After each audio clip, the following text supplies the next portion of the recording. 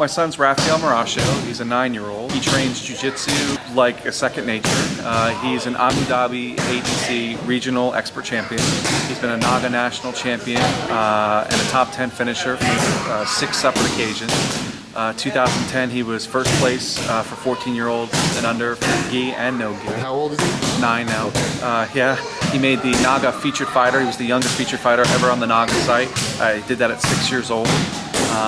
We travel the country, any jiu-jitsu circuit we could find. ISGA, #1 in the country right now for the experts, division 59.9 pounds and under. The kid loves jiu-jitsu. That's what he's into, is what he's passionate about. Honestly, at 3 years old, terrible twos kept going. He was bouncing off the walls, lack of discipline. Just wasn't listening to mom or dad, and we put him right into grappling. He fell in love with no-gi grappling first, and then jiu-jitsu shortly after. And the discipline came. His instructors helped him get regimented. By 4, he was competing. By 5, he was winning expert in Naga, and by 6, became a national champion. So, and now trains it for the passion. The beautiful thing is, through his discovery, it's helped him long term. He gets excellent grades. He's fantastic on and off the mat. Never has problems in school.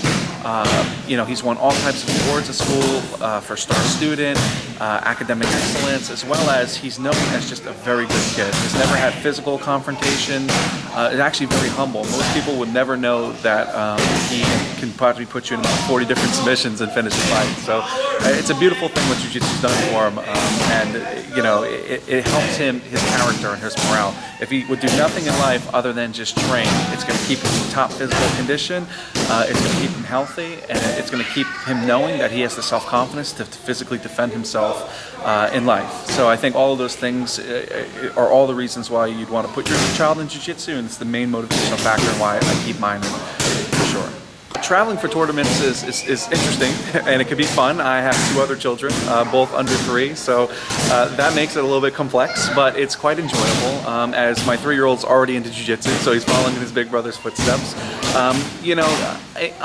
On real peak seasons, we could be traveling every weekend to California, Ohio, Chicago, Jersey, Massachusetts, and we do everything via driving. So I like to give Raffy the experience, so we make competition a fun and intellectual experience. So as we're traveling, we stop, he'll go to museums, he'll learn, he gets the culture piece of it.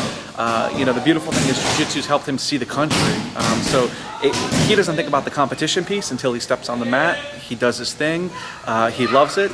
Very few times, have we ever gotten to a competition and he's not wanted to do it. And in situations like that, we actually allow him to just. We've traveled, across the country, and he woke up one day and said, "Yeah, I'm just not feeling into it." And we turned around, we did a bunch of fun things, hit the zoo, and came back. And that's the reason why he's so passionate about it, because he wants to do it. How was your training today, Rob? Good. Yeah, what'd you work on today? Arm bars, passing out of the triangles, stuff like that. Sparring hard, doing knees and kickboxing class. Kicks and just doing combinations. Did you train with Junior? Yeah, training with Junior, very hard. Yeah. Very polite guy as well. Does he have any game or what? I don't know. I don't think so. I don't think that much. No? I'm a 3-time defending world champion, so I don't know if he could beat me. We caught a lot of flack at a very early age. When people saw my son doing submissions at 4 years old, and other little kids crying, they didn't get the fact that 90% of the time the child doesn't cry in competition out of pain or suffering or hardship. It's usually, the confidence factor. It's that I just got submitted or I was in a near submission. If you go to any of the big organizations like Naga, the best grappling organization out there, at the end of the day, you'll see that it never gets to a dangerous point. The refs are trained, they're professional, they stop the fight before anything happens. And if you ever see a child crying at Naga, it's because they feel bad that their feelings were hurt. So, it's understanding that that's usually the aspect, but that's the first judgmental piece. So someone looking in from the outside will see that and say, why are the kids crying? Well, if you go to a football field, a soccer field, a gymnastics field, when your kid doesn't do well, they don't win first place, a goal gets scored on them, they miss a block or a tackle, it usually ends up crying just as much, except parents aren't as judgmental because football and sports have been around 100 years.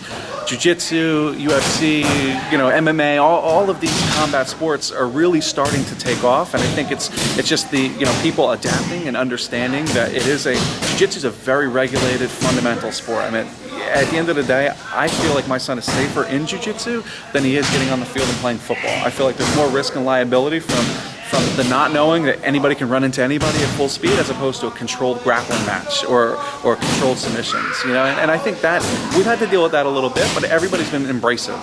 The people that didn't even know, they would be combative at first, but it just takes educating them. And since we're so passionate about it, I'll take the time to sit down with a teacher who doesn't quite get it and say, look, this is what it's done for him. And as soon as they see Raffy's demeanor and his personality on and off the mat, they see what it does for him. So at the end of the day, it's a beautiful thing. Jiu-jitsu's done wonders for him, and for us. It's opened my eyes and exposed me. I'm a striker at heart. I'm a boxer, and if I could go back, I would have changed my ways and trained jiu-jitsu at 3 years old, just like him. When I break out just the training component of it and not the competition, he trains anywhere from 3 to 4 hours a day.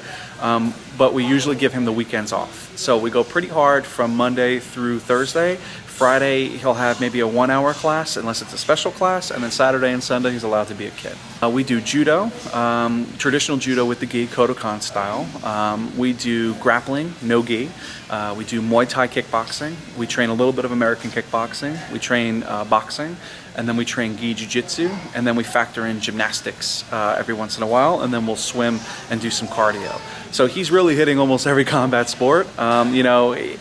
It's beautiful because everything plays off each other. Most people don't realize that to be a star wrestler, you could be a star judo guy and come in and in your first year be dominant, and then vice versa.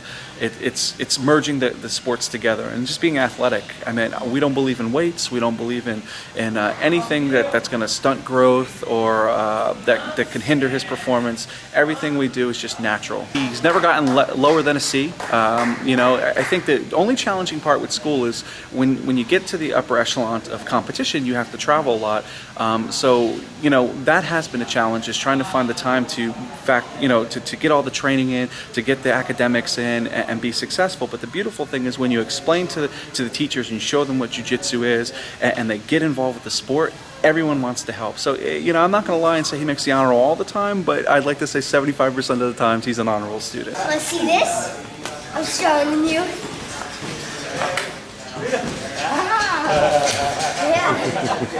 Yeah.